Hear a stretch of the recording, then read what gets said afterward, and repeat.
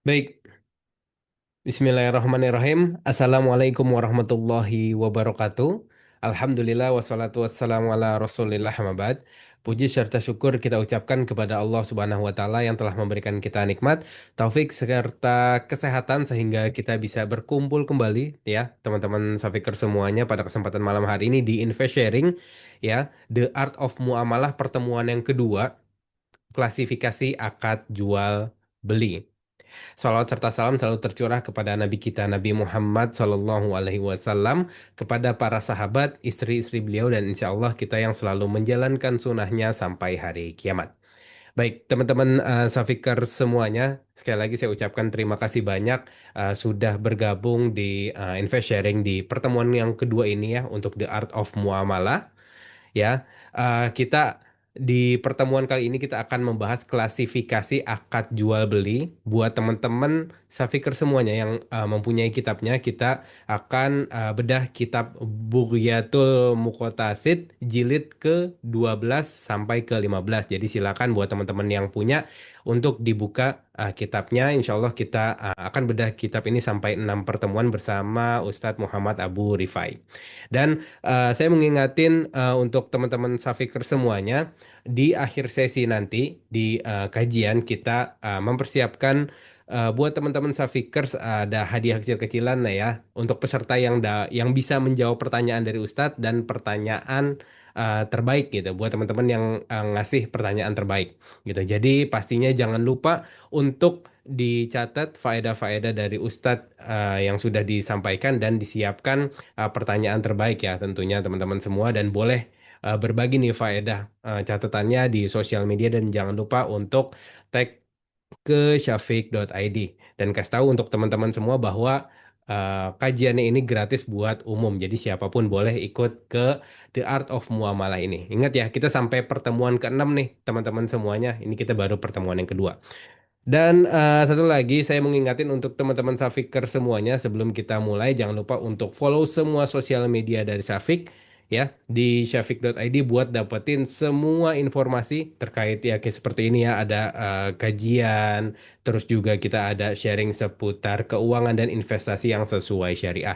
Di YouTube-nya Syafiq TV juga teman-teman bisa lihat nih. Mungkin kajian pertemuan kemarin yang pertama sempat ke skip, bisa dicek di situ sudah kita upload juga summary-nya sudah kita upload di Instagram. Nah, baik alhamdulillah karena Ustadz sudah ada di tengah-tengah kita, langsung saja kita mulai The Art of Muamalah pertemuan yang kedua, klasifikasi akad jual beli kepada Ustadz Muhammad Abu Rifai, dipersilahkan.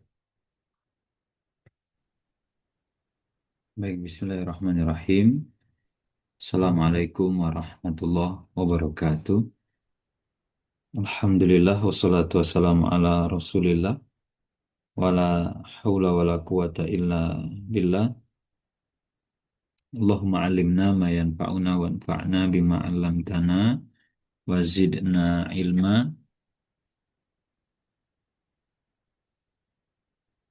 Allahumma arinal haqqa haqqan warzuqna tiba'ah wa arinal batila batilan warzuqna ijtinabah.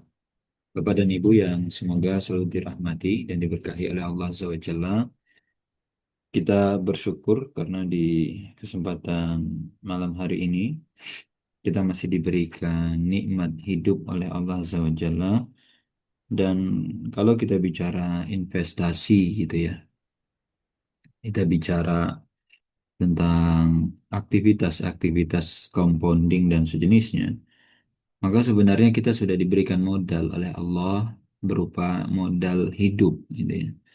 Sehingga terkadang kita itu melihat modal capital itu hanya terbatas pada harta saja, hanya terbatas pada hal-hal yang sifatnya materi. Padahal kita punya nih sesuatu yang kita bisa compounding gitu. Kita bisa lipat gandakan karena kita dikasih modal berupa apa? Kehidupan. Dengan hidup kita bisa ibadah, dengan hidup kita bisa menambah saldo kebaikan gitu kan. Jadi hidup itu adalah modal karena orang kalau sudah meninggal dia tidak bisa melakukan aktivitas-aktivitas untuk mengisi saldo pahala dia. Ya kecuali ada beberapa pasif pahala ya, seperti wakaf. Maka kita patut bersyukur atas nikmat ataupun modal hidup yang sekarang kita masih punya.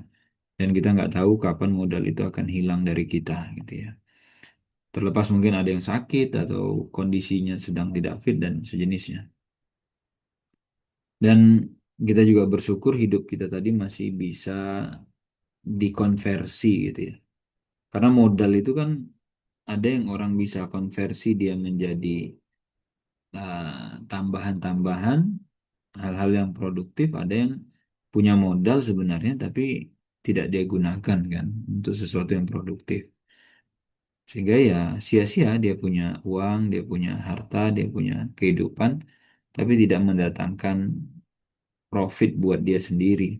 Dan kalau hidup urusannya ibadah ya berarti tidak memberikan profit untuk akhirat dia gitu loh. Ya semoga Allah terima apa yang kita kerjakan malam hari ini. Baik, kita akan melanjutkan ya materi kita mengenai klasifikasi jual beli. Jadi di awal kemarin itu kita sudah uh, menjelaskan terkait dengan definisi dan kemudian hakikat. Nah, sekarang kita akan lihat di sini mengenai jual beli itu sebenarnya dia diklasifikasi. Apa fungsinya klasifikasi?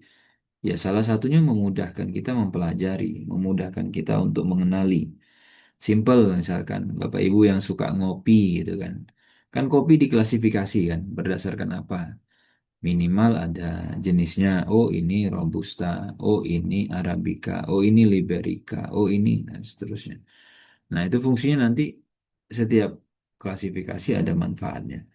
Nah, di sini dikatakan wayan kosimu ila iddati aksamin bi'tibarat mukhtalifah. Kalau kita melihat jual beli dari sisi ya, tentang terjadinya pertukaran ataupun objek yang dipertukarkan. Jadi berarti apa sih objek yang mereka pertukarkan? Maka jenis yang pertama al-bai' al-mutlak, jual beli mutlak. Nah, jual beli mutlak ini nanti ya jual beli pada umumnya uang ketemu barang. Jadi kalau ditanya bicara dari sisi objek yang diperjualbelikan, maka yang pertama ada jual beli mutlak. Apa itu? Uang ditransaksikan ketemu dengan barang. Seperti jual beli kita pada umumnya gitu ya. Kita jual beli apa misalnya beli gorengan, beli buah, beli apa, yaitu jual beli mutlak. Ada jenis yang kedua namanya adalah al-bai'us salam. Jual beli salam. Kok jual beli salam? Jual beli salam itu nanti secara pertukaran uang dan barangnya tidak tunai. Jadi dia uang dan barang, cuman perbedaannya nanti gitu ya. Uangnya lunas. Jadi uangnya ini dibayar lunas 100% cash keras, kontan ya, dibayar kontan. Tapi kemudian barang utang. Itu salam, konsep salam itu begitu. Berarti nanti yang berutang justru pedagang. Nah, pada umumnya kan kalau di dalam transaksi jual beli, yang berutang itu yang seringnya kan pembeli. Tapi salam itu yang berutang adalah pedagangnya. Ada kategori yang ketiga namanya bay as-sarf. Nah, jadi kita mulai membiasakan dengan istilah dan ingat bukan sekedar istilah. Yang lebih penting di sesi sebelumnya itu adalah hakikat gitu kan. Baik sarf itu apa? Jual beri sarf. Berarti di sini dia apa namanya? Currency, mata uang. Berarti uang ditransaksikan dengan uang. Itu sarf. Rupiah ketemu rupiah, dolar dengan rupiah, itu namanya sarf. Kemudian yang keempat baik al-muqayadah. Muqayadah itu dari sisi barang bertemu dengan barang. Ini namanya barter. Nah, jadi bisa nggak itu disebut jual beli nggak? Disebut juga dengan jual beli gitu loh. Cuman memang dia punya istilah tersendiri. Nah, apa faedahnya kita kenal yang begini-begini gitu ya? Apa faedahnya? Jadi sesuatu itu ketika dia tahu secara global dengan kita tahunya secara terperinci, itu pasti beda, tesnya beda. Makanya kalau orang tahu, oh ada ya ternyata kopi. Kalau kita tahunya global ya kopi pahit. Ternyata kopi itu rasanya nggak pahit gitu. Ada yang kopinya asem, ada yang kopi rasanya fruity, ada kopi beda-beda. Sama transaksi jual beli ternyata bisa di mapping seperti itu. Nah, kemudian di sini dikatakan fal bai'u imma an yakuna ainan au zimmatan au manfaatan wa hadhihi salasa ma'a ba'dihha murakkabah tu'ti tisa suar. Jadi, kalau kita bicara yang kita mau transaksikan gitu ya, maka nanti setiap pihak gini. Jadi kalau kalau kita mau lawan atau mau adu, ini pakai logika matematika sebenarnya, Bapak Ibu. Jadi kalau si A sebagai pihak satu, B sebagai pihak dua, maka si A ini punya peluang untuk mentransaksikan uang, barang, dan ini apa namanya tanggungan, zimmah. Jadi berupa saya buat zimmah. Zimmah itu tanggungan. Jadi kita tidak punya uang, kita tidak punya barang, bisa nggak bertransaksi? Bisa. Dengan cara apa? Nih, saya berutang gitu. Zimmah itu biasanya identik dengan utang, dengan tanggungan. Nah, si B pun sama. B itu bisa mentransaksikan uang, bisa mentransaksikan barang, bisa mentransaksikan zimmah. Nah, kalau ini dimainkan logika matematikanya, kira-kira akan muncul berapa kemungkinan? Jawabannya 9. Karena kan di sini bisa nanti polanya uang ketemu uang, uang ketemu barang, uang ketemu zimmah. Kemudian bisa nanti barang ketemu barang, barang ketemu zimmah. Barang ketemu uang bisa? Bisa. Sini belum tadi kan panahnya. Sama satu lagi, nanti bisa zimmah ketemu uang, uang sama zimmah sudah, terus tapi nanti bisa berbalik kemungkinannya gitu ya. Barang ketemu barang. Jadi A punya uang, B punya barang, atau A punya barang, B punya uang gitu ya. Kembalikan ke sini. Jadi muncul klasifikasi ini tadi dari mana? Dari jenis yang tadi. Nah, kemudian itu kalau kita soroti ya dari apa yang dipertukarkan, apakah uang kah, barang dan seterusnya. Nah, pertimbangan yang lain kalau kita mau lihat jual beli dari sudut pandang gitu ya, klasifikasinya kita kita mau klasifikasikan dia berdasarkan apa? Di sini berdasarkan saman, berarti berdasarkan cara menentukan harga. Karena saman itu adalah harga, cara tentuin harga. Bagaimana cara eh, menentukan harga di dalam jual beli? Itu secara umum ada tiga yang biasanya kita akan temuin. Yang pertama adalah bai'ul musawamah. Nah, musawamah itu apa sih? Ya, jual beli yang dilakukan secara tawar-menawar. Jadi di sini prinsipnya musawamah dia tidak sebut modal. Itu musawamah. Jadi kita main negosiasi. Ini berapa Pak barangnya Pak? Ya dari saya 100 lah kata dia. Bisa nego? Bisa. Berapa Pak nego? Ya kamu pengennya berapa? Kan begitu tuh mereka. 50 bisa Pak, separuh harga. Wah, kacau kalau nawarin 50 dan seterusnya. Tapi tidak nyebut modal. Nanti akan dia berlawanan dengan yang ketiga ini, namanya buyu al-amanah. Kalau amanah itu dia sebut modal. Nah, pertanyaannya apakah pedagang itu harus sebut modal atau penjual harus sebut modal? Tidak harus. Boleh nggak kita jual barang tapi nggak nyebutin berapa HPP-nya? Boleh. Nggak kita kasih tahu, ini HPP saya berapa nggak apa-apa, boleh. Jadi tidak harus ada menyebutkan modal. Tapi kalau mau ambil konsekuensi, saya mau sebut nih modalnya gitu. Maka kita wajib jujur. Nah, nggak boleh tuh. Kalau misalkan modal saya misalkan 30, kemudian saya bilang, aduh Pak, nggak bisa Pak, 50 modal saya aja 70. Bohong dia. Nah, itu nggak boleh. Dan itu banyak kan di lapangan kan. Kayak praktik para pedagang, wah kalau kamu nego segitu nggak jadilah, nggak bisa. Harga modal saya aja. Nah, itu. Tapi dia bohong. Nah, kalau sebut modal dia jujur ya nggak apa-apa. Kemudian ada yang kedua namanya bay al muzayadah. Muzayadah itu istilahnya sistem lelang.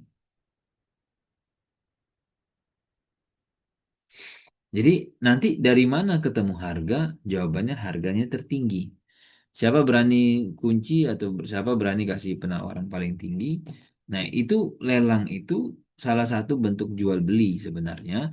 Cuman dia berada di klasifikasi yang mana? Di klasifikasi ketika kita ingin menentukan berapa, eh, bagaimana cara menentukan harganya.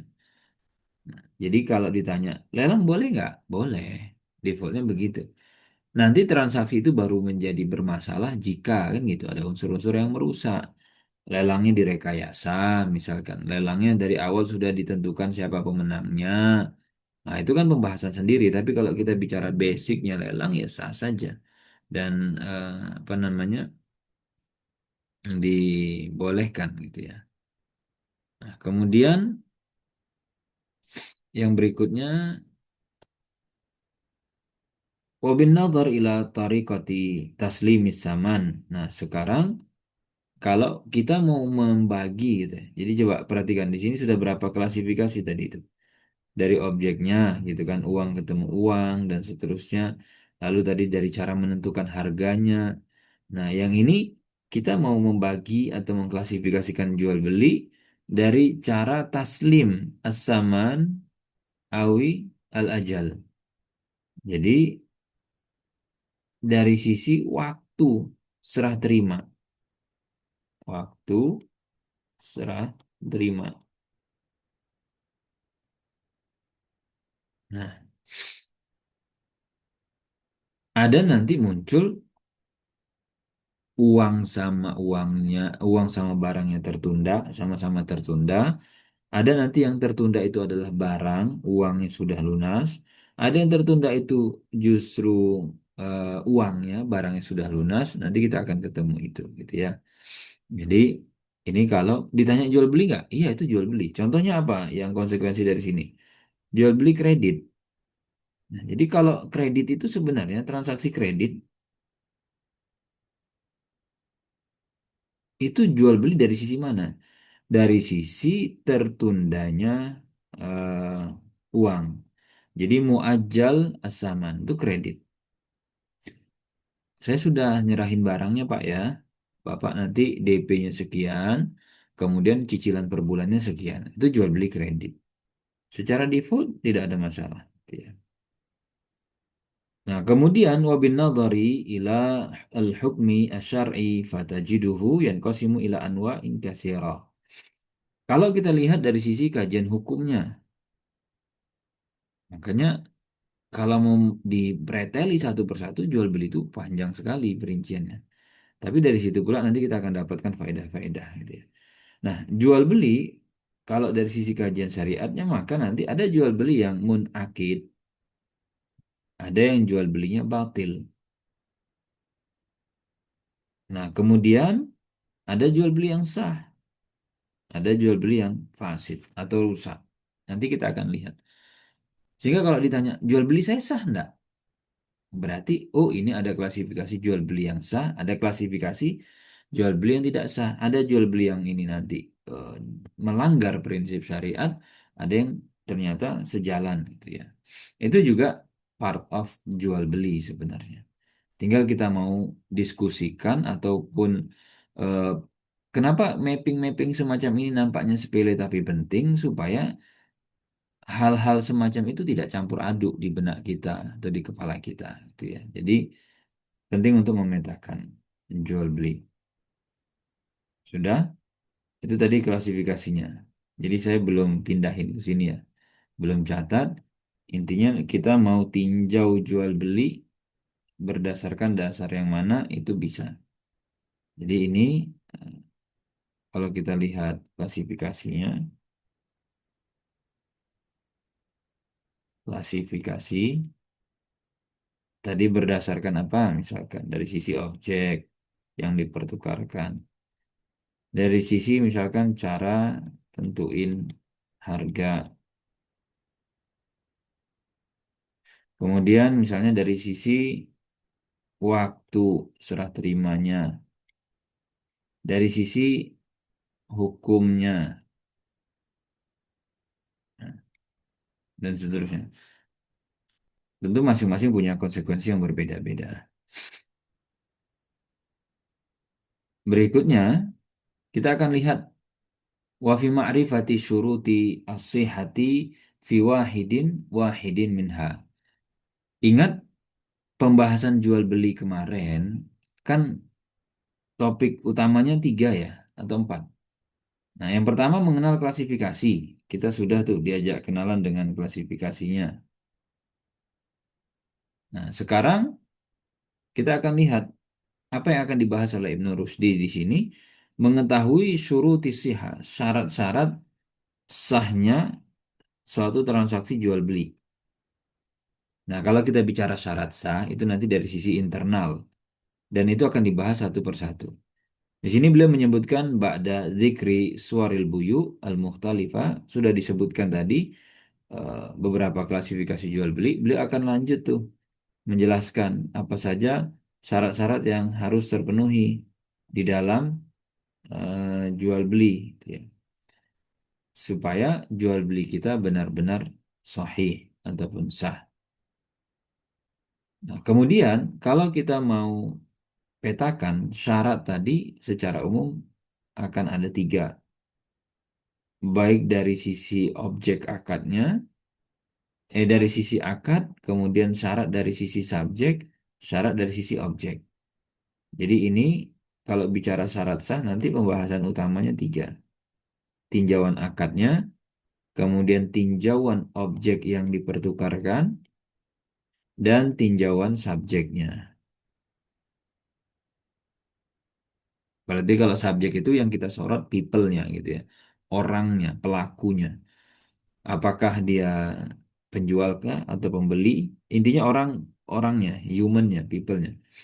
Kalau ma'kud alaih itu objeknya berarti antara si uangnya atau si barang itu kita bedah di situ. Kalau akad nanti ya biasanya yang menjadi concern utamanya adalah keridhaan. Kemudian wa fi ma'rifati syuruti al-fasad. Selain kita diajak mengetahui syarat sah, kita juga perlu mengenal apa saja yang merusak. Hal-hal yang kalau misalnya muncul, ini dapat menyebabkan jual beli.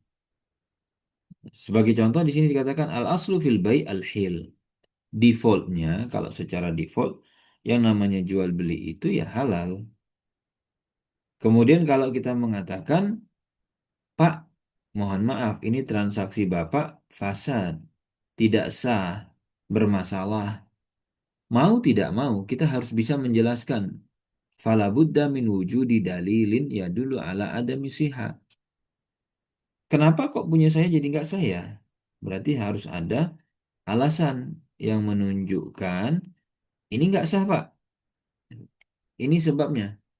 Wabin nazar ila al-buyu al-fasida najiduha tarji ila fasadin fil bai' nafsi imma li tahrimi ain. Jadi begini, ini kemarin sudah sempat disinggung. Jadi kalau kita bicara statusnya, maka kondisi defaultnya dia itu sah, halal, sah. Tapi nanti bisa saja ada kondisi turunan, kondisi yang dia tidak sebenarnya, atau kondisi yang baru, haram, rusak. Nah, tugasnya kita yang belajar fikih muamalah itu sebenarnya adalah melakukan analisis. Apa sih sebabnya gitu loh. Apa sih yang merusak, yang membuat ini transaksi jadi bermasalah. Nah, belajar fikih muamalah itu kan fungsinya nanti mampu mengidentifikasi, mampu mengenali kenapa transaksi jual beli yang seperti ini bermasalah, kenapa transaksi jual beli yang seperti itu bermasalah, apa kira-kira sebabnya atau pemicunya yang membuat dia jadi bermasalah. Nah, di sini dikatakan tadi bisa gitu ya, perusaknya itu adalah fi al-bai' nafsi. Jadi bisa berasal dari sisi internal. Oh, jual belinya rusak. Faktornya apa? Faktor internal. Contohnya apa yang faktor internal? Imma litahrimi ainihi. Karena kita mentransaksikan atau mempertukarkan sesuatu yang secara zat diharamkan oleh syariat. Contoh apa? Jualan bangkai. Ayamnya ayam tiren gitu kan. Ayamnya sudah mati sebenarnya. Tapi karena kalau dibuang sayang katanya kan, ya akhirnya dipaksakan lehernya tetap disembelih. Tapi ayam sudah mati. Besok dijual murah. Itu bangkai, maka tidak sah. Atau ada bangkai yang harganya mahal. Misalkan awetan gitu kan. Apa misalkan hewan diawetkan. Namanya awetan kan tidak disembelih biasanya kan. Wa imali riba atau yang dari internal karena ada unsur riba atau karena ada unsur goror. Tapi ada juga ya nanti gabungan dari situ. Auli asbabin minal kharij atau faktor perusaknya dari sisi eksternal seperti al-ghish, terjadi kecurangan, ad-darar gitu kan, aktivitas yang menimbulkan mudarat atau karena tadi rusak akibat waktunya terlarang atau ini transaksi dia bisa support, dia menjadi fasilitator, dia menjadi pendukung atas transaksi lain atau aktivitas lain yang nah ini hubungannya bisa di supply chain-nya gitu ya. Atau kalau kita bicara key activity di dalam sebuah bisnis, nah kita terlibat tuh di situ salah satunya. Itu bisa jadi haram. Kita mensuplai jadi suppliernya gitu kan. Atau jadi vendornya atas suatu industri atau suatu entitas usaha yang itu bermasalah secara syariat, maka transaksi kita dengan dia bisa bermasalah. Kama sayati mimma sayadkuruhu al-musannif. Nanti detailnya akan disebutkan. Jadi ini memberikan kepada kita pandangan-pandangan secara global dulu. Apa sih yang akan kita dapati gitu loh dari buku ini.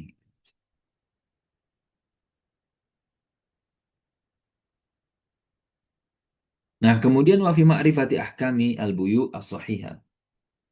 Nanti kita akan lihat. Nah, ini nanti yang penting begini Bapak Ibu. Kadang itu ya, fungsi kita tahu, oh ini sah, oh ini tidak sah. Ini tuh punya konsekuensi di balik ini. Terus kalau haram atau tidak sah, konsekuensinya apa? Nah, jadi tidak kita belajar itu tidak sekedar berhenti, oh ini haram, atau ini halal. Iya, terus afternya apa? Setelah itu konsekuensinya apa? Kalau ini halal misalkan, apa konsekuensinya? Bahkan kadang itu pelaku akad jual beli. Mereka tahu nih, oke transaksi kami halal. Tapi masih muncul pertanyaan dari sisi konsekuensi hukum yang mereka belum paham. Nah, ini ada konsekuensi. Jadi ketika kita bicara status gitu ya, sama lah seperti suami istri ya. Akad nikahnya sah. Kira-kira apa konsekuensi yang muncul setelah sah? Ada kewajiban nafkah. Setelah pernikahannya sah, apalagi ada konsekuensi begini begitu. Nah, sama nanti dalam jual beli. Kemudian ini tadi sebabnya kan ada dua ya, perusaknya bisa dari sisi internalnya atau dari faktor eksternal. Nah, kan enak tuh kalau kita sudah dikasih bocoran ya, kisi-kisi atau kuncian. Pak, nanti Bapak kalau mau deteksi coba deh Bapak cek ini gitu kan ya. Nah, atau kita misalkan mau ngecek sesuatu udah dikasih bocoran cara ngeceknya bagaimana. Itulah fungsinya kita belajar tadi. Nah, di sini dikatakan ma'rifati ahkamil buyu as-sahihah, saya zikrul musannif ba'dal masail allati tata'allaqu bil buyu as-sahihah wa minha man yatman. Nah, salah satu konsekuensi hukum yang akan kita bedah katanya begitu. Di sini disebutkan nanti penulis tidak hanya menjelaskan ini sah ya Pak ya, ini sah ya Bu ya, tapi hal-hal yang tata alak yang berhubungan atau yang menjadi konsekuensinya diantaranya apa? Risiko. Nah ini man yatman yang tanggung jawab siapa? Makanya nanti konsekuensi akad yang kadang suka diabaikan itu adalah konsekuensi mengenai risiko. Ketika muncul masalah, ketika muncul risiko yang nanggung siapa? Kadang itu harusnya ini sudah tanggungan B loh, gitu kan? Tapi kok kenapa A yang nanggung gitu? Atau misalkan ini tuh aslinya masih tanggungannya si A loh resikonya. Kenapa harus B yang nanggung gitu? Nah ini kan kadang secara fitrahnya manusia gitu ya. Itulah kita butuh syariat itu supaya tadi orang itu pengennya, saya pengennya yang enak-enak, risikonya saya nggak mau gitu. Makanya kenapa orang kadang terjerumus ke riba, kenapa terjerumus dalam transaksi yang haram. Salah satu akarnya dia menghindari risiko. Padahal itu suatu hal kewajiban. Jadi satu paket kan seperti tangan kita. Telapak tangan yang depan ini yang warnanya putih itu, ini kan yang enak-enak gitu. Urusannya dengan hak, urusannya dengan keuntungan, benefit. Nah, di sini ada punggung tangan ini kan warnanya lebih gelap. Risiko, kewajiban gitu loh. Nggak bisa kita ambil, saya maunya depan aja. Terus yang belakang saya nggak mau, nggak bisa kan. Nah, tapi nanti biasanya transaksi mulai bermasalah ketika unsur risiko ini mulai dimainkan biasanya. Makanya itu penting dibahas. Idza waqa'a bisil syai' au wujida biha aib. Nah, tadi contoh kalau ada apa-apa nih dengan barang, yang nanggung siapa coba? Ini meskipun nggak dibahas, sebenarnya di dalam kajian jual beli gitu kan, itu sudah tertuang. Cuman karena orang itu nggak pernah belajar, akhirnya nanti bisa memicu sengketa, ribut gara-gara tidak memahami konsekuensi dari sahnya suatu transaksi. Atau misalkan ada aib, barangnya cacat, barangnya bermasalah, minus. Nah, membahas tentang cacat barang itu saja itu bisa panjang. Nah, wa mata yantaqilu ad-dhaman ila al-mushtari. Ditanya lagi resikonya, mata. Jadi kapan pindahnya? Beralih, mulai bergeser. Oh, Pak, ini akan menjadi resiko pembeli, Pak ya. Oh, ini masih resiko penjual ya, Pak ya. Itu dari kapan? Batas pisahnya apa? Wa ghairu dzalik mimma yata'allaq bil bai' as-sahih. Jadi sesuatu yang sahih saja itu seringkali masih menimbulkan banyak pertanyaan atau bahkan sengketa, terutama berkaitan dengan konsekuensi hukumnya. Wa fi ma'rifati ahkamil buyu al-fasidah, apalagi nih yang bermasalah. Kalau transaksi saya nggak sah, kalau bermasalah bagaimana? Ahkamul buyu al-fasidah. Wa hadza aidan minal buyu lakinnahu fasid li asbabin sayati tafsil hukum syar. Jadi ada jual beli, ini jual beli tapi nggak sah, ini jual beli tapi bermasalah. Terus gimana? Ya ada konsekuensi hukumnya. Fanahnu nazkur anwa al-buyu al-mutlaqah thumma nazkuru syurut al-fasadi was-sihah fi wahidin wahidin minha. Nanti kita preteli kata beliau. Nanti kita akan rincikan satu persatu ya, mulai dari tadi jenis, nanti kita akan bahas syarat termasuk nanti eh, akibatnya gitu. Karena kalau konsekuensi itu kan eh, fokusnya gitu, afternya gitu, akibatnya yang muncul setelah. Kalau syarat dia before-nya. Sebelum ini nih apa aja nih harus yang dipenuhi. Nah, kemudian saya zikrul muallif rahimahullah anwa al-buyu summa syuruta as-siha wal fasad fi kulli naw' min anwa'iha. Nah, setiap jenis itu akan dijelasin tuh kriterianya, ketentuan, aturan mainnya. Nah, sama kembali ke kopi tadi gitu kan. Robusta misalkan, gimana caranya dia biar maksimal rasanya? Yang Arabica, yang Liberica dan yang lain atau aturan mainnya. Nah, kemudian ahkamul buyu as-siha wa ahkamul buyu al-fasida ini tadi secara konsekuensi termasuk kasus. Jadi cara kita mempelajari muamalah itu juga nanti paling enak kita membedah kasus. Perkara-perkara nanti turunan-turunannya yang oh ini contoh jual beli sahih dan apa tuh konsekuensinya? Oh ini jual beli yang tidak sah. Apa konsekuensinya? Nanti dijelasin. Nah, kemudian di sini beliau memberikan semacam tips ya. Walamma kanat asbabul fasad wasiha fil buyu minha ammah li jami'i anwa'il buyu aw li aksariha wa minha khassah. Jadi kalau tadi bicara sebab, mana tadi note saya? Ini. Ini kan sebab itu ada yang sifatnya tadi kajiannya internal, eksternal gitu kan. Nah, kalau mau dipreteli lagi sebab itu ada yang sifatnya umum gitu loh. Jadi generik. Sebabnya itu pokoknya sifatnya sesuatu yang umum lah. Artinya umum, apapun yang menjadi objek jual beli, mau barangnya gelas, elektronik, kendaraan, apapun pokoknya.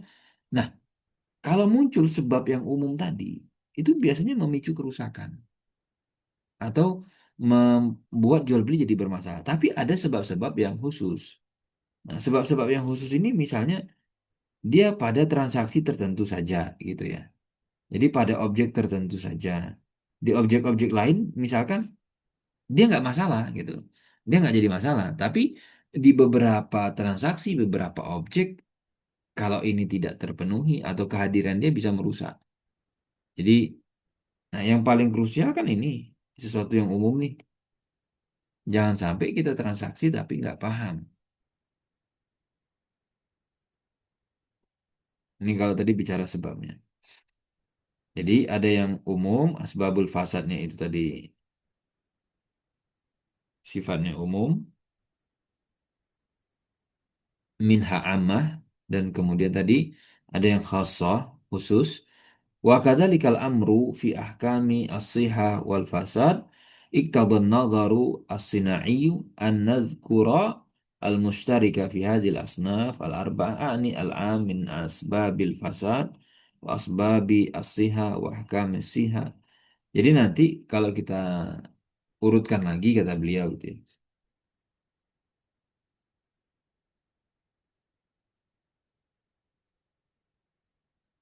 Nanti ada yang umum. Ini kalau kita menggabungkan logika ya. Umum dari sisi apa? Ada hal-hal yang umum yang itu menjadi sebab rusaknya transaksi dan ada hal-hal yang umum yang itu menjadi sebab sahnya transaksi. Kemudian ada kita bicara nanti dari sisi hukum. Kalau dia sah apa konsekuensinya? Kalau dia tidak sah apa konsekuensinya? Pada jual beli yang sifatnya umum, ya. Nah, kemudian ada lagi nanti yang sifatnya khusus. Khusus berarti lebih mendalam lagi. Nah, fayan qasimu hadzal kitab bitiradin ila sita ajza al-juz awal. Jadi kalau kita lihat eh, ini kan sebenarnya mukaddimah ya dari penulis. Beliau mempartisi pembahasan jual beli itu secara umum jadinya 6.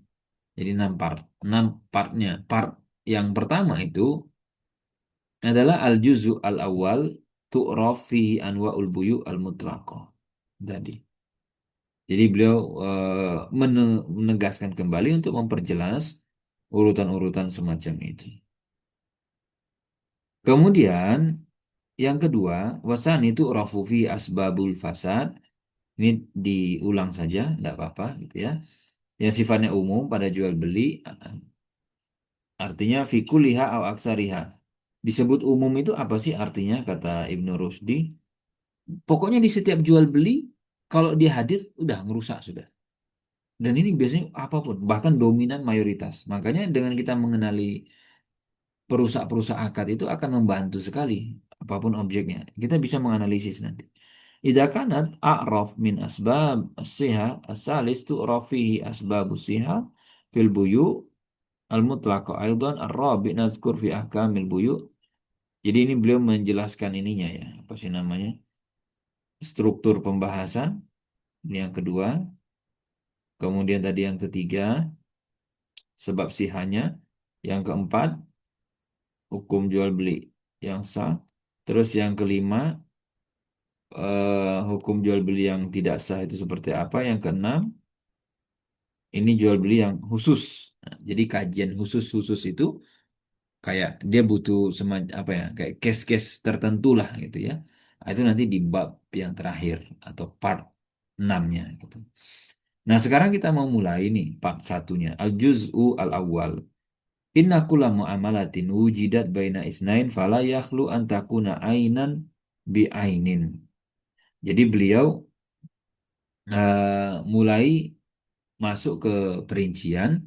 Jadi kalau yang namanya transaksi muamalah setidaknya melibatkan dua pihak dan kemudian lawan yang di apa namanya ditransaksikan itu adalah ain dengan ain, barang dengan barang. Ada nanti manfaat gitu ya. Nah, kemudian di sini dikatakan wala budda fil bai' an yan'aqida baina isnain fa aksar. Tidak ada ceritanya jual beli dengan diri sendiri. Nah, nanti yang dulu sempat viral ya, yang dulu sempat rame di medsos itu Jumat berkah itu ya, masalah Jumat berkah di mana saya sebagai penjual, kemudian saya open donasi, itu kan. Kemudian nanti saya belikan dari tempat saya sendiri. Nah, itu muncul pertanyaan, apakah bisa saya sebagai satu pihak menjadi atau satu orang menjadi memainkan peran dua pihak. Saya penjualnya, saya pembelinya, di mana saya mewakili donatur. Nah, itu nanti kajiannya yang disorot adalah dari sisi ini, dari sisi subjeknya tadi. Nah, kan enak tuh kalau kita bisa memapping masalah gitu ya. Oh, ini tuh sebenarnya lagi didiskuskan itu apa sih? Oh, di sini yang disorot. Wal mubah imma syai' muayyan wa muhaddad au syai' mausuf bizimma au manfaah. Nah, jadi kalau kita bicara objek jual beli lagi nanti ada yang sifatnya dia muayyan, sudah ditayin dan sudah ditentukan. Nah, nanti permasalahan emas digital gitu ya. Itu nanti ataupun pembahasan tentang qobed serah terima itu masuk di sisi ini, di sisi takyinnya, di sisi tahdidnya. Apakah sudah dipisah gitu loh? Oh, ini bendanya punya kamu. Nah, ada yang transaksi dia nggak perlu takyin-takyin begitu, tapi dia masih masih diberikan kelonggaran dengan menyebutkan apa speknya, mausuf dari sisi tanggungan. Bisa disebut secara spek secara umum, tapi tentu tetap terperinci. Atau yang mereka transaksi al-mubah ini kan objek ya. Jadi ini bicaranya objek yang diperdagangkan dan ditransaksikan. Ada yang bentuknya manfaat. Ya, manfaat ini berarti jasa. Nah, jasa juga part of jual beli. Makanya kan kenapa jual beli itu sangat luas dan kenapa kajian muamalah itu selalu startnya jual beli. Karena dalam hidup kita itu apapun profesinya itu mesti bersinggungan dengan jual beli. Contoh yang jual beli manfaat, karyawan, staff gitu ya. Nah, kalau kita bicara karyawan, karyawan itu melakukan transaksi jual beli. Dan posisi karyawan itu penjual bahkan. Dia jualan. Apa yang dia perjualbelikan? Gitu ya. Apa yang dia transaksikan? Makanya kalau ditanya, bisa nggak saya minta gaji sebulan 100 juta? Bisa. Tergantung kan. Kita punya value apa. Karena kita sebagai penjual. Posisinya karyawan. posisi pembelinya siapa? Kalau di dalam konteks semacam ini, ya pembelinya adalah perusahaan atau yayasan atau tadi misalkan negara, intinya tempat pemberi kerja. Mereka bertransaksi di situ. Karyawan punya apa? Ya, punya jasa. Jasa ini tadi gabungan kan? Dia punya waktu, komponennya, dia punya skillnya, dia punya apa lagi? Misalkan tenaga, ditransaksikan lah tuh. Lawan transaksinya apa ya? Uang, gaji kan? Ini juga part of jual beli. Sehingga kita akan enak nanti membreakdownnya, membedahnya. Gajinya based on apa? Oh, based on waktu. Oke.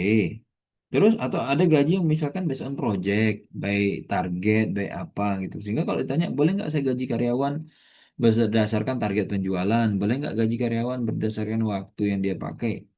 Nah, itu nanti bisa dibahas. Tapi ini yang kita perlu eh, sampaikan itu bentuk jual beli gitu. Karena kan kita sekarang sedang fokusnya menyoroti jenis ataupun klasifikasi gitu ya. Nah, wasaman imma an yakuna ainan au zimmah au manfaah. Nah, ini yang tadi kita singgung di awal sempat kita sebutkan tadi, saman itu adalah alat bayar. Jadi kalau di dalam bahasa Arab disebut saman, saman itu yang diserahkan oleh pembeli.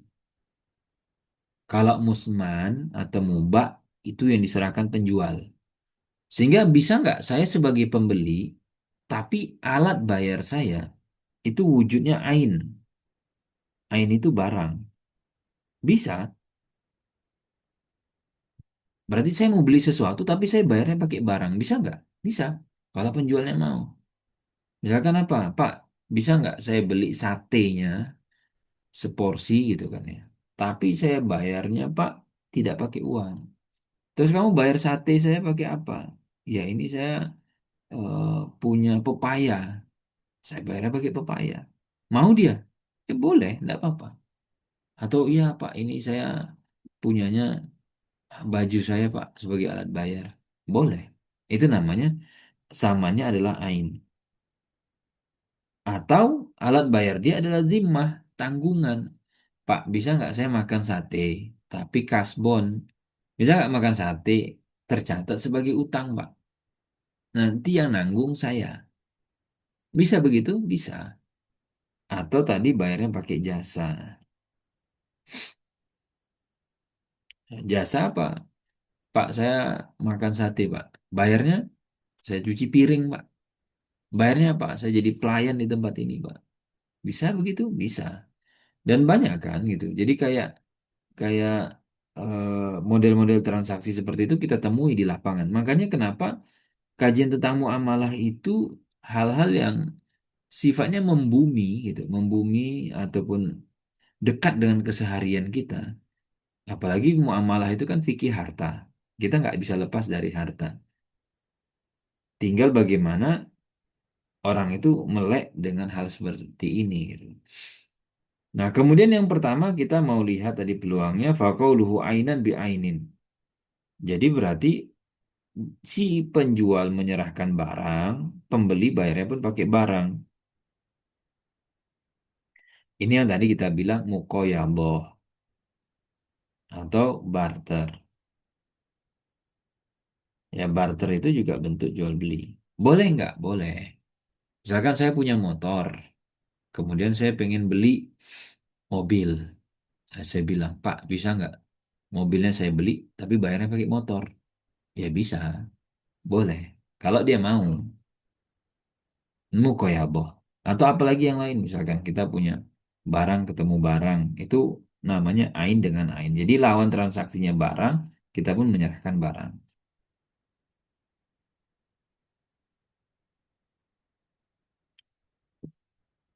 Nah, ini catatannya. Kalau sudah ditakyin itu sudah dipisah, ditunjuk yang ini ya. Jadi misalkan di ruangan ini ada 10 motor. Terus kemudian ditunjuk motornya yang ini ya. dari 10 itu ditunjuk yang ini, ya, maka tidak boleh bagi mereka untuk tukar. Konsekuensi tidak boleh. Kalau sudah ditakyin, apapun sebabnya. Jadi contoh misalkan, saya jual ya yang ini. Nah, ini konsekuensi hukum. Ini salah satu ya, salah satu konsekuensi hukum dari jual beli yang sah. Jadi kalau sudah terjual nih, contoh gelas misalnya ya. Ini ya, gelas yang ini saya jual ke kamu. Harga 50.000. Ini ya, yang ini ya. Walaupun saya punya nih beberapa jenis, tapi yang ini sudah ditunjuk, yang ini bendanya. Maka konsekuensinya tidak boleh. Kalau di sini contohnya, bi tukahadi seyyara. Mobilnya sudah saya jual yang ini mobilnya. Berarti saya punya kewajiban sebagai penjual untuk menyerahkan barang yang ini. Falaisa lahu an ya'tiya bi ghairiha. Jangan ditukar-tukar. Di prakteknya gimana? Ada kan yang main tukar-tukar gitu kan. Nah, wa in dhahara biha aibun fusikha al-bai'. Terus kalau barangnya cacat gimana? Gitu. Kalau ini tiba-tiba pecah ya atau yang lain, maka defaultnya dibatalkan jual beli.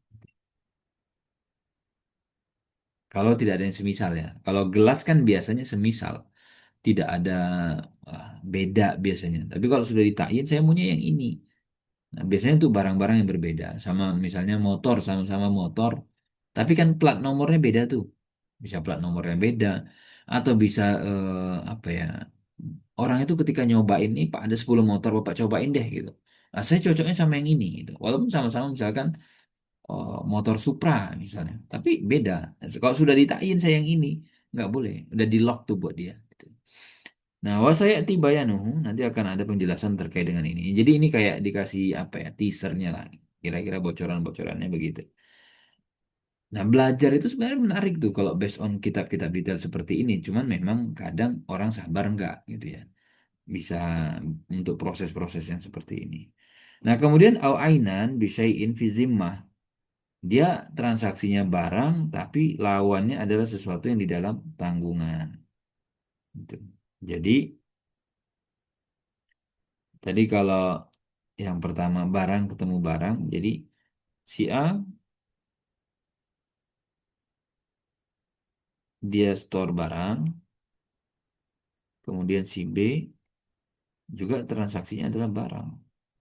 Ini tadi yang kita sebut dengan barter. Udah? Atau misalkan nih si A barang, kemudian satu yang di lima di dalam tanggungan, itu sebaliknya bisa begitu.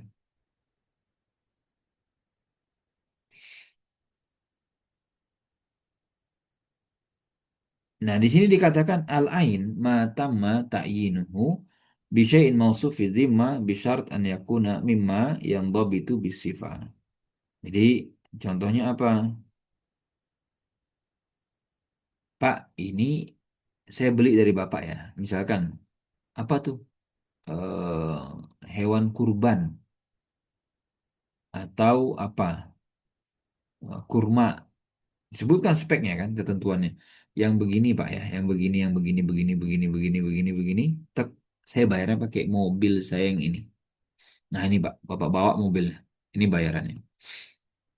Nanti kalau modelnya begitu, itu adalah kriterianya salam. Jadi salam itu yang berutang adalah pedagangnya. Penjualnya berutang, pembelinya bayar lunas. Nah, ada yang keempat ya, atau keberapa ini? Selanjutnya adalah zimmah fi zimmah. Zimmah fi zimmah. Sama-sama utang. Si penjual tidak ngasih barangnya, si pembeli pun tidak nyerahin uangnya. Berarti sama-sama berutang dia tuh. Jadi kilahuma zimmah bi zimmah dan kilahuma mausufani fi zimmah. Jadi ini nanti jual beli kali. Utang dengan utang maka tidak diperbolehkan.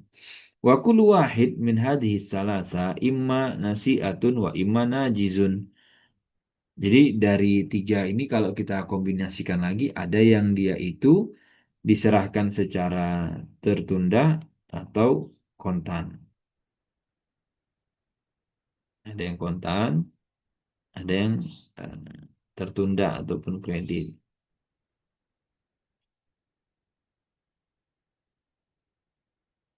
Kemudian bisa nanti dia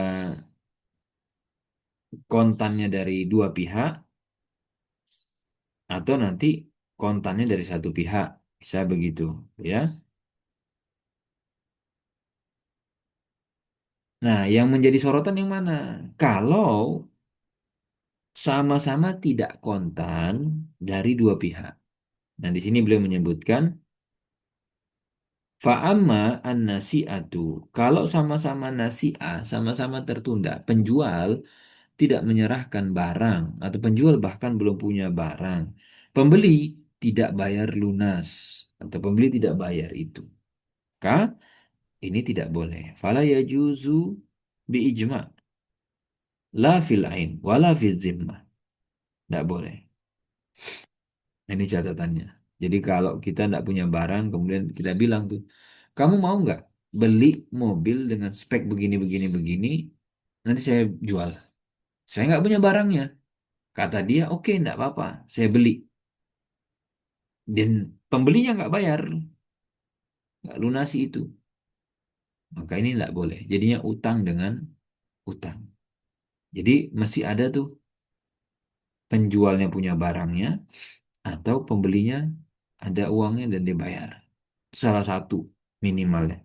Kalau dua-dua ya enak kan. Nih, saya punya mobil nih, kamu bayar, ya lunas. Nah, itu enak juga. Dan itu yang biasanya jual beli secara umum ya. Hadzal ladzi hadzara minhu ar-Rasul sallallahu alaihi wasallam indama khataban nas fi hajjatil wada. Dan ini apa ya? Warning gitu ya dari Rasul sallallahu alaihi wasallam karena Rasul kasih tahzir, kasih peringatan. Apa kata Rasul? Inna awala riba adha'uhu ribana. Ribal Abbas ibn Abil Muttalib. Nah, si A tadi adalah takhir ya, penundaan. Kemudian Farasul sallallahu alaihi wasallam lam ta'khudhu fillahi laumatu laim wa awal ma bada'a bi ammihi al-Abbas. Jadi kalau kita perhatikan ya, tantangan kita itu untuk menyuarakan sesuatu yang benar. Kira-kira apa sih? Celaan orang, omongan orang, itu yang kita nggak kuat. Nggak percaya, coba aja. Kenapa kita itu sungkan? Nggak bisa mulut kita itu membunyikan atau menjelaskan kepada keluarga, kepada orang dekat, kepada tetangga. Sungkan, nggak percaya, coba aja. Misalkan nih, kita lagi wudhu ya, lagi wudhu nih. Terus kita ngelihat orang sebelah kita, wudhunya itu, mohon maaf, nggak sempurna. Misalkan ada yang sini nggak kebasuh ya, di siku. Berani nggak negur?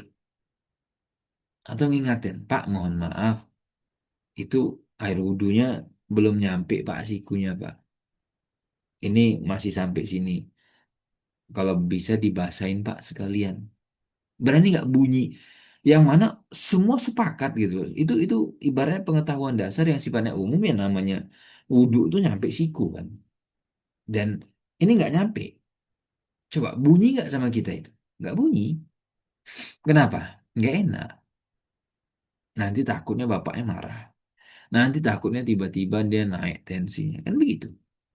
Nah, Rasul yang ditegur itu justru pamannya sendiri. Dia bilang, yang di depan umum akan dibilang, ini kami, ajaran paman kami yang bermasalah ini tidak kami lanjutkan. Dan itu tanpa merasa gimana-gimana gitu. Dan itu kan kadang yang menghalangi kita untuk melakukan amar ma'ruf nahi munkar. Nggak enak, sungkan. Apalagi misalkan di kota-kota besar ya, kalau yang mereka ngerasa agama itu ranah private gitu loh. Walaupun harusnya kan nggak apa-apa ya kalau apalagi dia orang Islam, saya orang Islam tentang wudhu, tentang yang lain gitu. Kemudian makna Rasul SAW kala ama alimta anna amr rajuli sinu abi ay misluhu. Dan Rasul di kesempatan yang lain ngasih tahu. Tadi kan yang ditegur paman ya, saudara kandung bapaknya itu. Jadi kalau dikatakan di redaksi yang lain, paman itu sama seperti bapak gitu. Jadi kalau misalkan bapak kita nggak ada, siapa yang kita anggap bapak? Gitulah kira-kira. Yang kita anggap bapak ya paman kita. Bapak saya punya saudara laki nggak? Ada. Nah, itu paman saya itu bapak saya itu. Gitu. Jadi menegur orang yang tadi kita hormati, entah atasan, entah apa, itu sungkan. Sama seperti kita negur bapak kita sendiri. Gitu. Apalagi kan faktor ego dan seterusnya. Termasuk ini, nah ini yang mungkin berat gitu ya. Rasul bahkan mengatakan, Walladzi nafsu Muhammad biyadih, la anna Fatimah binta Muhammad. Kalau anaknya Muhammad ini nyolong dia, maka ya tangannya saya potong. Rasul. Nah, pertanyaannya kan ini yang kadang berat kan, berbuat adil, hal-hal semacam ini. Apalagi kita sebagai pejabat, kita sebagai orang yang punya ini, wah ini kenalan dekat saya nih. Ya nego lah, cincai lah gitu kan. Nah itulah ujiannya. Wallahu alam, itu yang bisa kita bahas untuk materinya gitu ya. Kalau ada yang mau didiskusikan atau ditanyakan silakan. Masih dalam posisi sadar Bapak Ibu monitor. Nah, takut saya Sadar, kan saya sendiri sadar Ustaz. kayak penyiar radio nanti. Ini resikonya nih agak gawat juga kalau malam-malam ini.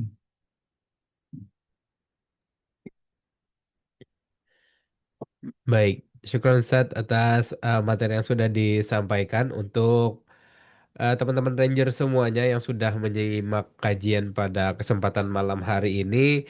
Saya ingatkan kembali untuk jangan lupa siapkan pertanyaan terbaik dan juga nanti ada satu pertanyaan dari Ustadz. Kita akan siapkan hadiah buat teman-teman yang bisa menjawab dan memberikan pertanyaan yang terbaik. Jadi silahkan buat teman-teman Rangers jika ada pertanyaan terkait muamalah terutama juga seputar materi pada kesempatan malam hari ini yaitu klasifikasi akad jual beli boleh langsung disampaikan. Boleh pertanyaan pertama dari Fatihah mau open cam? Open cam open mic silakan. Ya, Assalamualaikum warahmatullahi wabarakatuh. Kedengeran nggak suara saya? Kedengaran. Bentar, saya tutup jendela. Iya, syukur Mas atas penyampaian materinya. Jujur ini apa ya, baru pertama kali saya masuk. Sebelumnya ketinggalan, Kak. Kak siapa? MC-nya ya. Kan ada yang pertama kan ya, Kak? Ya betul. Ada Iya, yang pertama saya nanti bisa ketinggalan. dilihat di YouTube-nya Syafiq TV aja. Sudah Oh, kami gitu. upload. Oke. Jadi, eh, sebenarnya saya to the point aja langsung ya. Misalkan setiap kita mau buka usaha itu, alangkah lebih baiknya mencari tahu dulu eh, apa ya, dalam artian itu hal hal atau ribanya atau enggak gitu. Misalkan saya jualan usaha Zoom kan, saya jualan. Nah itu memang saya itu sebagai reseller, saya tidak punya apa Zoom-nya sendiri, saya bukan seller utamanya yang langsung beli dari website dan lain-lain. Cuman memang saya menaikkan harganya langsung Ustadz gitu eh sesuka saya gitu. Dan seller itu tahu kalau saya itu reseller. Jadi harga dia tetap, tapi saya naikin kadang entah 50%, 60%, bahkan melebihi keuntungan dari seller itu sendiri. Kira-kira gimana tuh, Ustaz? Dan sisi lain, kadang saya perlu ngeluarin modal juga dalam artian si pembeli ini, kadang misalkan belum transfer, saya udah kirim linknya, nanti saya kirim uangnya ke seller gitu loh. Jadi kayak, ayo deh yang penting si buyer ini udah dapat linknya. Jadi kayak supaya fast respon aja gitu, Ustaz. Gimana, Ustaz? Kita beli barangnya seller apa gimana? Jadi kayak alat digital Zoom ini, eh, saya itu sebagai pihak ketiga sebenarnya. Jadi nyari berbagai seller yang jualan langsung gitu loh. Karena biasanya lebih murah gitu. Terus Dan habis saya itu naikin si harga, buyernya berarti saya kan ini naik, konsepnya dropship kan ya. uh, Terus boleh gak sih Ustaz? si buyernya belinya lunas nggak? eh, posisinya kadang ada yang langsung ngasih duit, ada yang belum ngasih duit. Jadi kadang saya talangin dulu kalau misalkan belum ngasih duit gitu Ustadz. Oke, baik. Yang pertama ya, kalau kita lihat hubungan antara tiga, ini kan tiga pihak sekarang. Makanya kalau kita mau, kalau ada case gitu ya, saya biasanya juga sharing ya, bagaimana cara kita menganalisis ketika ketemu case atau kasus. Nah, di situ kan tadi ada tiga tuh yang muncul. A, kemudian B, kemudian C. A ini sebagai apa? Sebagai pemilik barang, ya kan? Dia penjualnya yang awal. Nah, tinggal nanti A-nya ada A1, ada A2, ada A3, A4, terserah lah gitu ya. Nah, kemudian ada tadi si C, ini pembeli. Nah, kalau dari sisinya si A, itu kan secara umum nggak ada masalah gitu ya, karena dia yang punya barang kan. Tinggal dia nanti deal-dealannya sama si B. Nah, posisinya si B ketika dia bantu jual, ini kan bahasa yang muncul. Saya bantu jual nih, gitu ya. Nah, ini yang perlu disorot atau yang perlu dilihat sebenarnya deal-dealan antara B dengan A, gitu. B, kamu itu sama si A skemanya gimana? Gitu. Misalkan skema satu, saya bantu jual ya sebagai apa? Sebagai wakil. Nah, sebagai wakil itu dia hanya butuh izin gitu ya. Kalau wakil itu ya yang dia butuhkan adalah izinnya pemilik barang. Bisa nggak saya bantu jualin? Bisa nggak saya bantu promoin? Bisa nggak saya carikan pembeli? Nah, nanti pilihannya gitu ya. Apakah saya itu sebagai wakil mendapatkan fee dalam bentuk persenan? Kalau misalkan saya sebagai wakil itu misalkan bisa markup, jual terserah saya misalkan. Tapi ingat, kalau saya sebagai wakil, saya tidak tanggung resiko sama sekali. Namanya wakil kan, bukan saya nggak punya barang, tapi saya dapat izin. Artinya saya nggak ada tanggungan apapun gitu. Barangnya di A dan saya hanya mencari si C yang mau. Itu satu. Kemudian yang kedua, kalau saya sebagai wakil tadi, saya nggak perlu beli gitu loh. Saya nggak ada urusan. Saya transaksi saya sama A. Kalau ada yang C, saya teruskan ke A. Saya bantu gitu ya.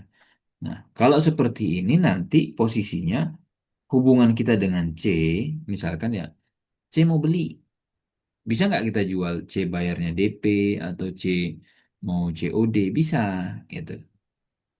Karena kita mewakili pemilik.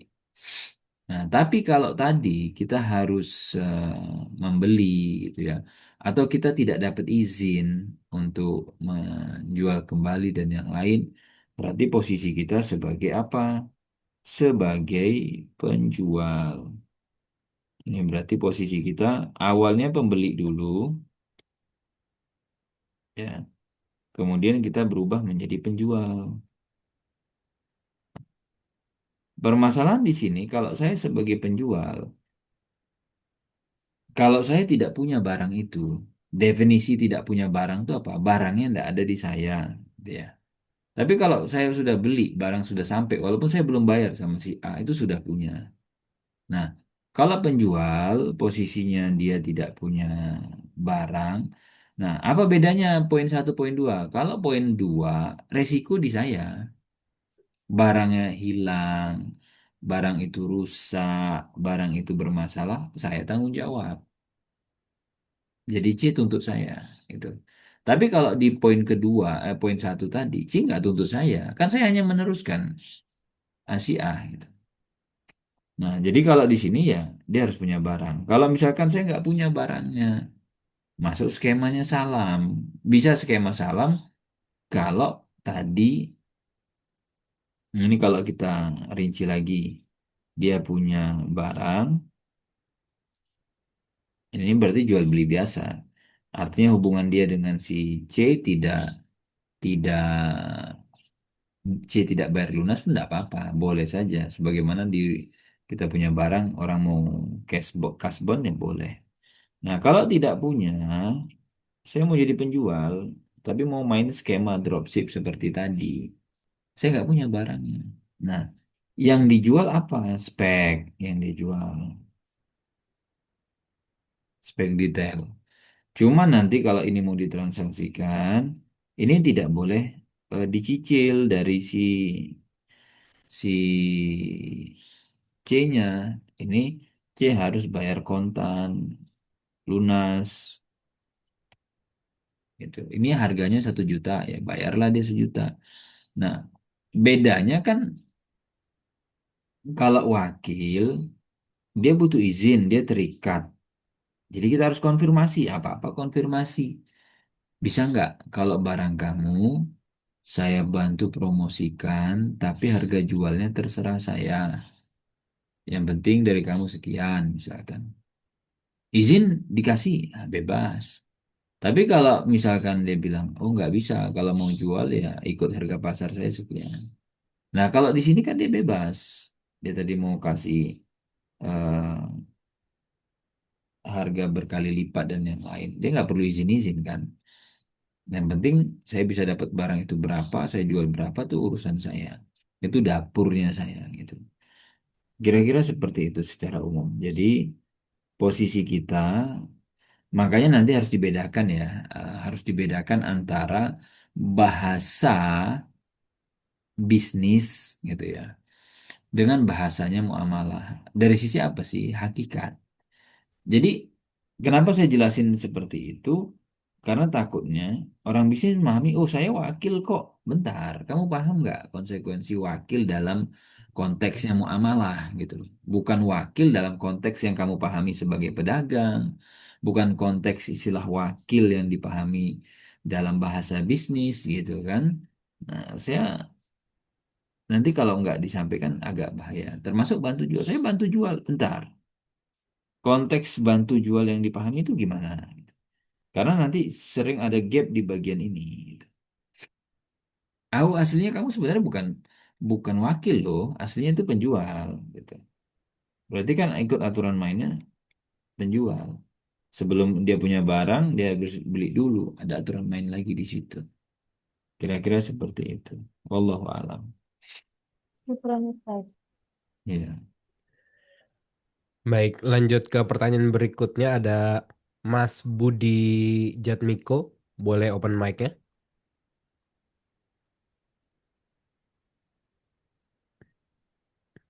ya. Assalamualaikum warahmatullahi wabarakatuh. Selamat malam. Waalaikumsalam. Salam warahmatullah. Silakan Pak. Baik, terima kasih, Pak. Ustaz, mungkin saya mau menanyakan eh, dari sisi sebagai investor. Tadi Ustaz sampaikan di awal bahwa kalau kita akan melakukan transaksi, kita harus memahami dulu transaksinya atau skemanya. Kita pahami Oke. apa hubungan antar pihak-pihaknya. Ya, Ini mungkin saya menempatkan diri sebagai katakanlah investor ya. oke. Eh, ini terkait dengan kan sering diterbitkan adanya sukuk retail ataupun itu yang diterbitkan negara atau instrumen sukuk lah di kan secara umum diterbitkan Oke. oleh perusahaan-perusahaan. Um, ada salah satu pembicara menyatakan bahwa wah itu skema itu eh, tidak sesuai dengan syariah gitu. Atau mungkin misalkan contohnya sekarang di sukuk retail itu kan bentuknya adalah sebenarnya kan kalau kita bicara secara komersial istilahnya kan sales and lease back gitu, ijaroh gitu ya. Jadi itu Hmm. adalah barangnya pemerintah lalu disewak lagi pemerintah sehingga ada hasilnya itu. Nah itu katakanlah ada satu bicara misalkan bahwa itu tidak sesuai gitu. Nah eh, pertanyaan kami itu kalau saya coba sebagai investor bayang saya waktu si perusahaan ataupun negara menerbitkan suku itu kan sudah ada dewan syariahnya, sudah punya suatu argumentasi lah. Nah Hmm. apakah kami sebagai investor tuh cukup percaya, oh suku kita beli aja deh kan, karena pasti sudah ada melalui proses kajian lah gitu. Atau kita Hmm. tadi tadi seperti yang Ustadz sampaikan, kita kaji lagi, kita lagi, oh ini sesuatu tidak lagi dengan itunya, gitu loh. Maksud saya itu tuh, karena ini akhirnya nanti akan ke, ya tadi misalkan dalam hal ini kita berhubungan dengan Safik ya. Berarti sekarang transaksi Safik kita sekarang juga, ini transaksi kita lihat lagi nih, apakah kita langsung percaya aja bahwa semua yang ditentukan Safik itu adalah halal atau sesuai dengan Hmm. apa, dengan kaidah syariat, atau kita setiap kali ada transaksi kita pelajari dulu, apa istilahnya, pahami dulu lagi transaksinya. Itu gimana Ustaz memahaminya? Terima kasih. Baik. Yang pertama begini, ini kan tanggung jawab moral kita kepada Allah ya, gitu ya. Jadi urusan Ya, kita kepada betul. Allah. Jadi kalau ditanya apakah saya terima apa adanya atau saya masih harus gali lagi, gitu kan ya. Jadi sebenarnya simpel. Kalau nanti saya diminta oleh Allah Azza wa Jalla atau dipertanyakan oleh Allah Azza wa Jalla, saya bisa jawab bahwa ya saya sudah cari tahu dan jawaban saya A.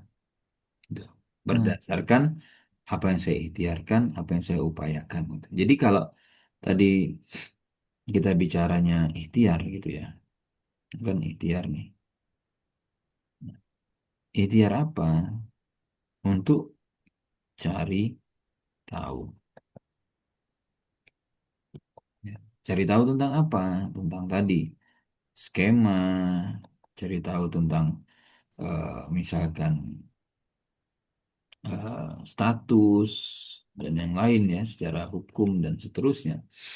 Nah, ikhtiar kita untuk mencari tahu itu kan yang tahu kita, Pak. Makanya Hmm. kalau ditanya saya harus gimana, gitu ya. Saya tuh harus gimana gitu. Kita yang mengukur gitu ya.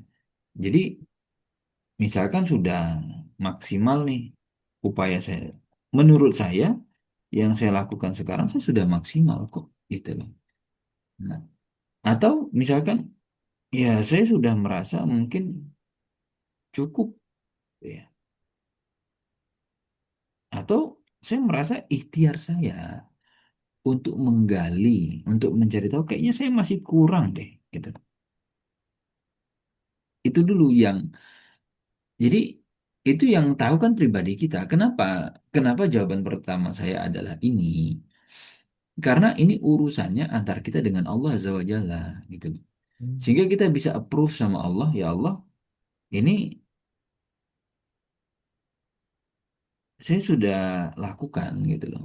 Posisi saya karena saya akan bertanggung jawab kepada Allah.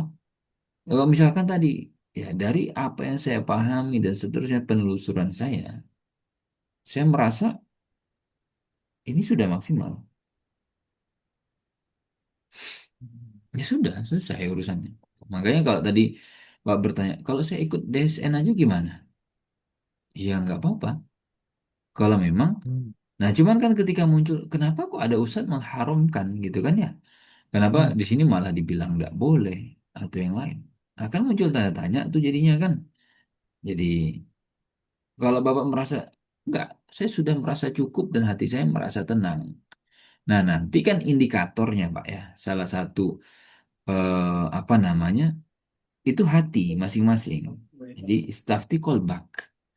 Coba aja tanya, kira-kira hati Bapak itu masih ganjel enggak gitu. Oh enggak, hati saya sudah tenang dan saya merasa sudah maksimal. Ya sudah, selesai gitu. Karena kita kewajibannya orang yang tidak paham itu adalah bertanya dan ikut yang paham gitu. Nah, menurut Hmm. saya yang saya ikuti, yang saya dengar, ya saya yakinnya sama ini. Ya sudah, selesai kewajiban kita sebagai orang awam. Tapi kalau tadi kayaknya saya ini kok bisa pula dia bilang haram kan begitu kan, muncul pula lagi.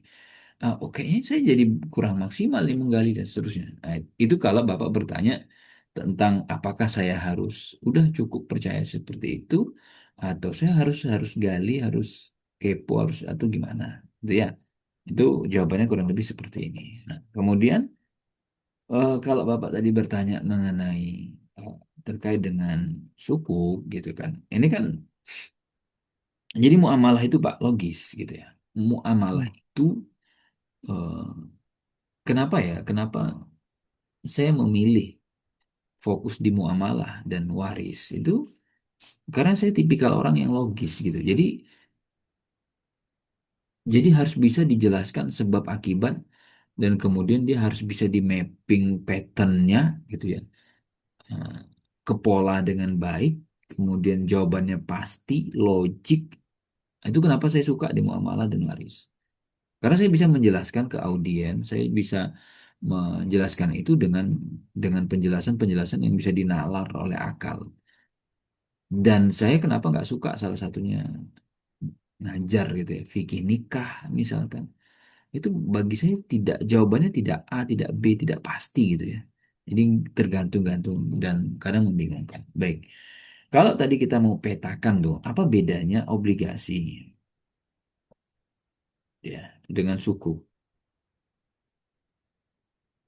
Ya sebenarnya kan kalau obligasi surat utang atau surat piutang lah gitu ya. Intinya saya ngasih nih utangan, kemudian nanti akan diputar. Ini kan kalau obligasi konsepnya uang, kemudian tidak ada project tapi digeser ke debitur ya. Jadi ke debitur.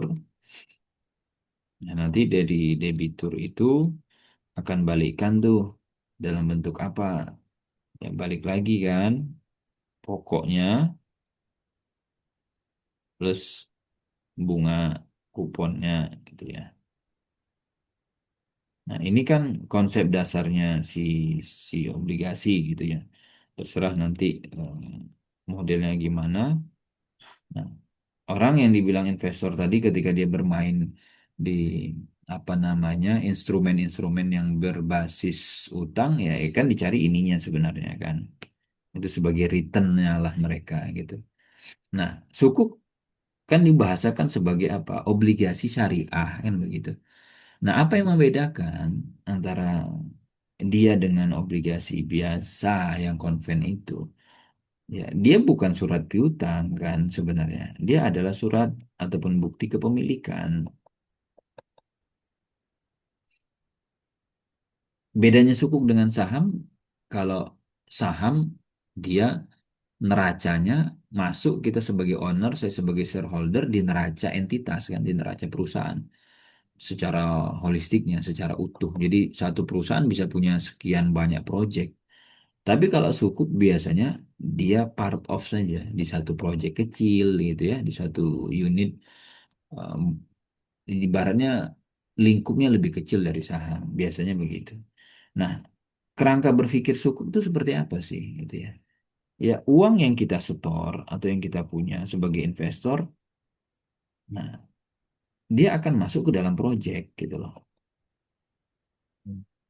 Macam-macam kan proyeknya. Nah, proyek itulah yang nanti akan menjadi aset yang kita punya gitu. Jadi saya ini punya uang, uang saya akan terkonvert, akan berubah wujudnya menjadi apa? Jadi proyek.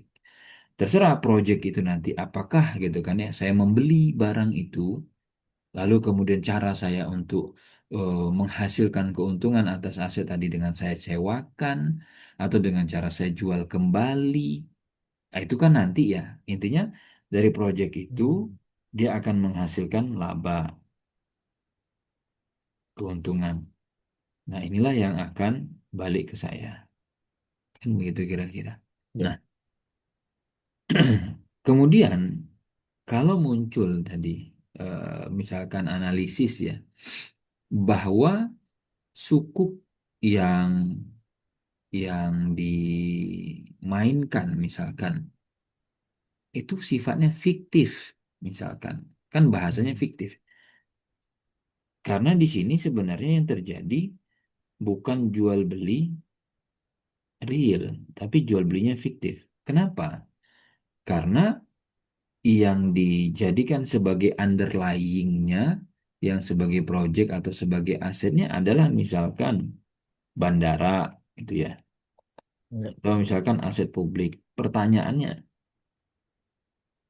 kalau saya sebagai pemilik bandara sekian persen, saya nggak mau jual, bisa nggak Pak?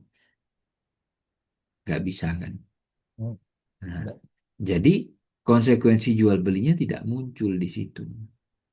Itulah alasan kenapa ada yang mengatakan ini fiktif. Hmm. Karena kalau memang benar saya membeli, saya punya porsi kepemilikan di situ, kemudian misalkan, nah, sementara ini kan jadi semacam agunan jadinya gitu. Ketika misalkan proyek-proyek tadi tidak tidak apa namanya, bahkan dia tidak bisa ditransaksikan gitu. Saya misalkan Oke, eh, oke.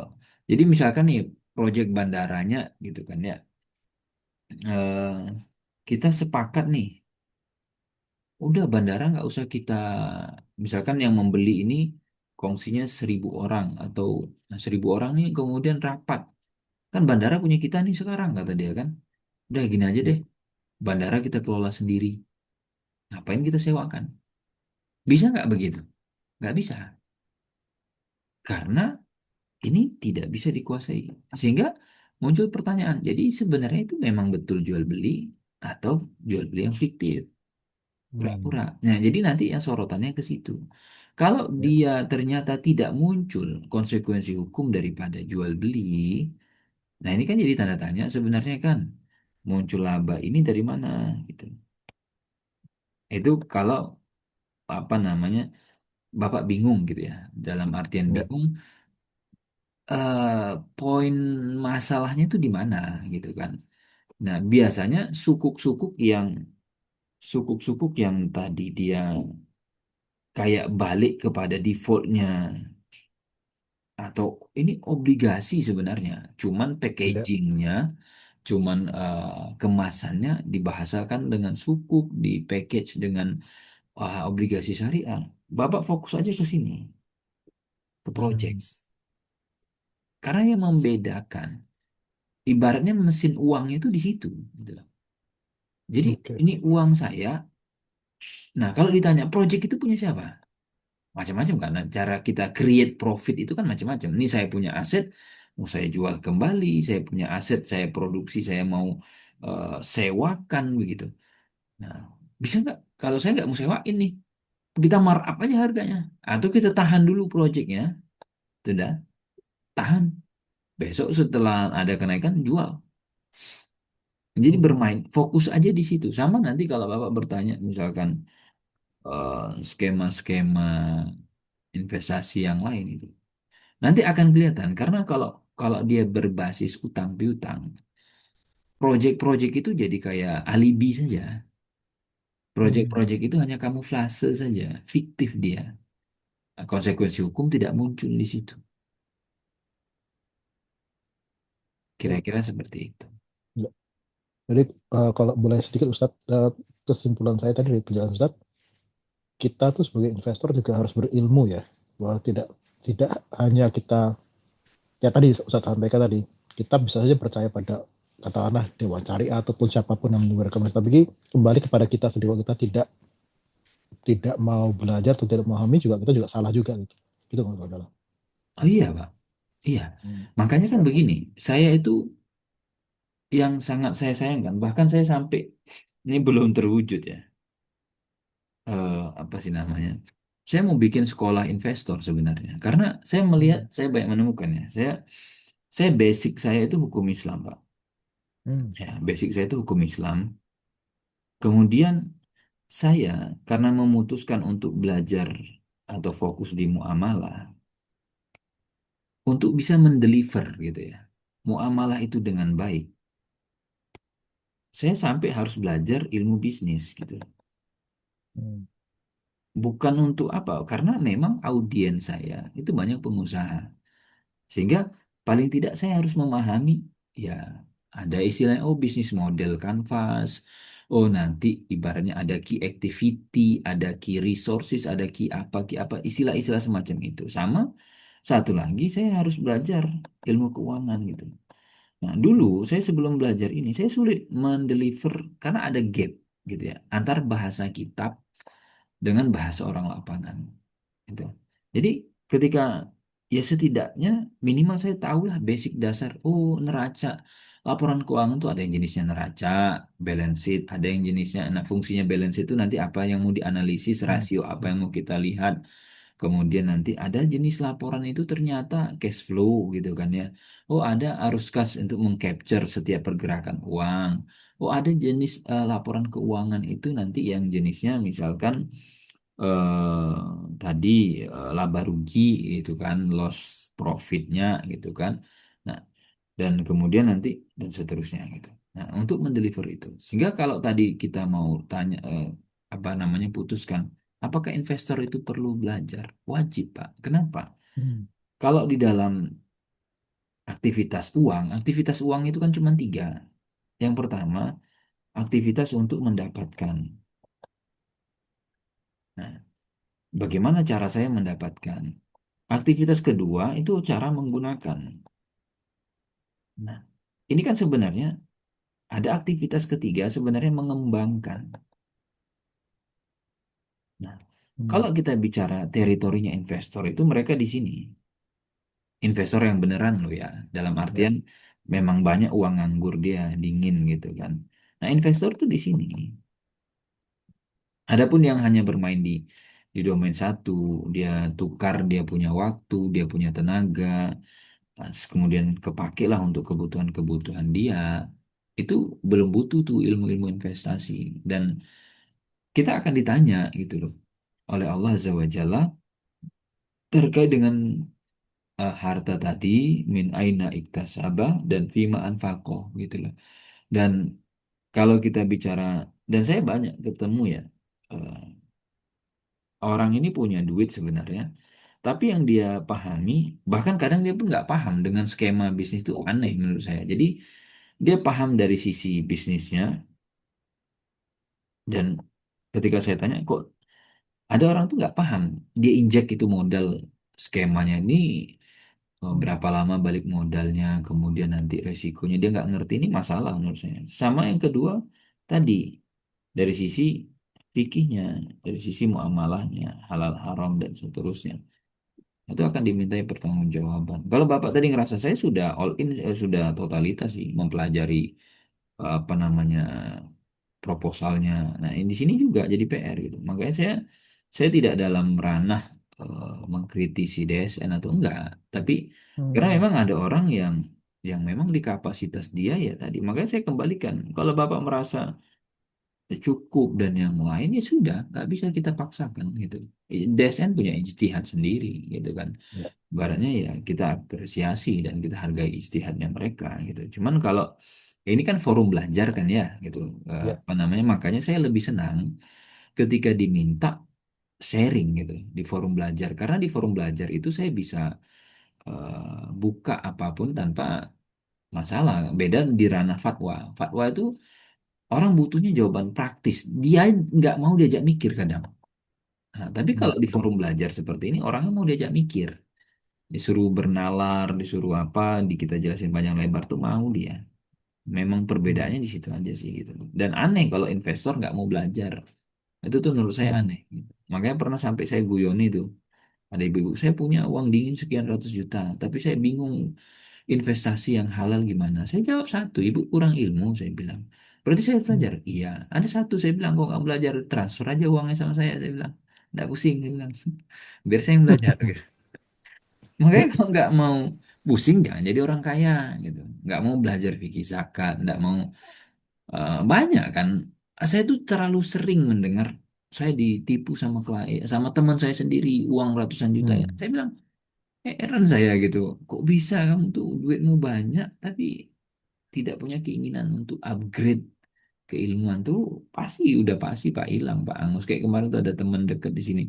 Saya bilang kamu sebelum kerja di kantor sini sebagai karyawan katanya usaha saya bilang. Iya punya saya 300 juta. Hangus kata dia. Saya mikir nih orang 300 juta kok bisa hangus tuh gimana cara mainnya. Kira-kira begitulah Pak. Allah Allah. Terima kasih Ustaz. Terima kasih sangat mencerahkan. Ya, Terima kasih. sama-sama. Assalamualaikum. Assalamualaikum. Baik, syukran jazakallah khairan. Tadi Mas Budi mungkin bisa jadi dapat pertanyaan terbaik ya Ustaz ya karena jawabannya juga cukup detail Nanti Mas Budi boleh tuliskan nomor e-walletnya di chat ya, atau nanti kami cek juga di database Mas Budi yang sudah mendaftar lewat website Safik. Baik Ustadz, mungkin di penghujung kajian kita pada malam hari ini boleh kasih satu pertanyaan untuk teman-teman Safikers yang menonton sebagai penutup kajian kita. Silakan Ustadz. Oke, ini dari saya berarti pertanyaannya. Ya, betul Ustadz. Hmm, Oke,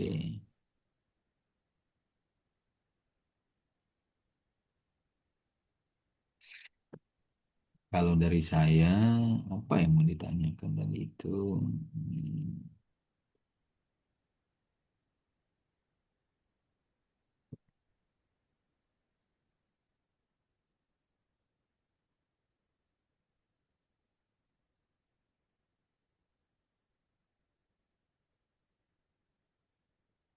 Ya sudah ini aja berarti.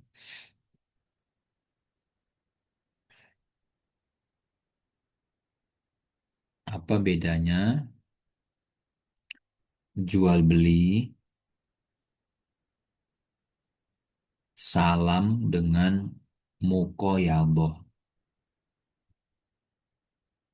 Nah, itu saja. Jual beli salam dengan mukoyaboh itu apa sih bedanya? Baik, silakan Itu teman-teman Rangers boleh raise istilah-istilah hand yang ya. tadi itu kita munculin. Apa Ya. bedanya? Perbedaan jual beli salam dengan mukoyado. Silakan raise hand teman-teman Rangers semua. Ya bisa juga dijelasin salam itu begini. Kalau Ya, mukoyado itu begini. Nah, itu simpel sekali. Bisa di kolom chat nggak apa-apa.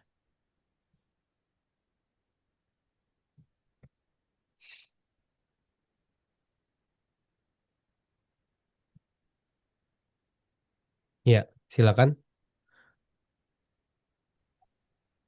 Yusri tadi ya. Iya, Ya, silakan, Mas. sa Mukaya itu istilahnya barter barang dengan barang. Kalau salam itu bayarnya sekarang barangnya nanti. Yang ngutang siapa? Yang salam itu yang ngutang itu eh, pen penjual untuk salam. Oke, salam penjual. Ya, baik. Eh Bapak yang ngutang penjual. Ya, oke, cukup. Tapi saya tambahkan sedikit ya. Jadi, kalau mukoyaldoh itu kan tadi klasifikasinya berdasarkan objek yang ditukar. Barang ketemu barang gitu ya. Tuh, jadi sudah. Kemudian, kalau salam itu berdasarkan apa? Waktu serah terima, ya kan? Kalau klasifikasinya kan based on itu. Kalau yang mana tadi uangnya kontan, uang kontan, kontan tuh ya lunas 100% gitu kan. Kemudian dia diketemukan dengan barang yang utang. Berarti pedagangnya tuh yang berutang itu. Baik itu ya. Semoga ada faedahnya dan terima kasih. Ini saya kembalikan ke moderator atau langsung tutup? Ya, boleh kembalikan ke saya Ustadz. Oh ya, silakan. Baik, terima kasih banyak Ustadz. Jazakallahu khairan atas materi yang sudah disampaikan juga menjawab pertanyaan dari teman-teman Safikar semuanya. Dan juga tadi yang terakhir Mas Yusri ya boleh dibantukan untuk menginfokan nomor e-walletnya. Ya ada sedikit hadiah dari Syafiq juga. Baik, teman-teman Safikar semua, itu dia kajian kita The Art of Muamalah pertemuan yang kedua ya dengan tema klasifikasi akad jual beli. Jadi untuk di next pertemuan kita ada di tanggal 19 ya teman-teman Safikar semuanya. Nanti untuk informasi jika ada perubahan waktu, tanggal, jam dan lain sebagainya silahkan follow di sosial medianya Syafiq di @syafiq.id. Baik, itu saja untuk kesempatan invest sharing pada kesempatan malam hari ini, The Art of Muamalah, klasifikasi akad jual beli. Mari kita tutup dengan doa kafaratul majelis. Subhanakallahumma wa bihamdika asyhadu an la ilaha illa anta astaghfiruka wa atubu ilaik. Saya Bang Jan, sampai ketemu di pekan depan. Wassalamualaikum warahmatullahi wabarakatuh. Waalaikumsalam warahmatullahi wabarakatuh.